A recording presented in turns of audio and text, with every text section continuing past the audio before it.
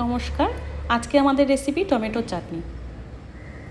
একটা কড়াই গরম করে তাতে সামান্য তেল দিয়ে 5 ফোড়ন এবং শুকনো লঙ্কা ফোড়ন দিয়ে কেটে রাখা টমেটো দিয়ে দিন।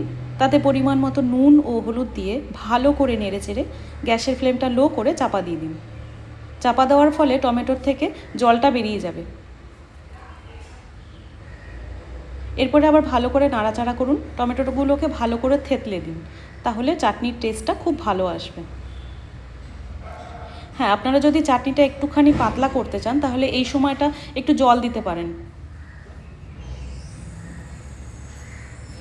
এরপরে পরিমাণ মতো চিনি দেবেন, আপনারা যেভাবে যতটা মিষ্টি খেতে পছন্দ করেন, দিয়ে আবার নেড়ে চেড়ে চাপা দিয়ে দেবেন। তারপরে দেখবেন চাটনিটা প্রায় ঘন হয়ে গেছে। এরপরে কাজু, কিশমিশ এগুলো দিয়ে আবার নাড়াচাড়া করে নেবেন। খেজুরটা একদম শেষে দেবেন, কারণ খেজুরটা গলে গেলে ভালো লাগবে না।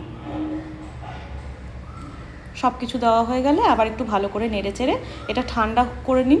ঠান্ডা করার পরে একটা পাত্রে রেখে ফ্রিজে রেখে 1 মাস পর্যন্ত আপনি খেতে পারবেন।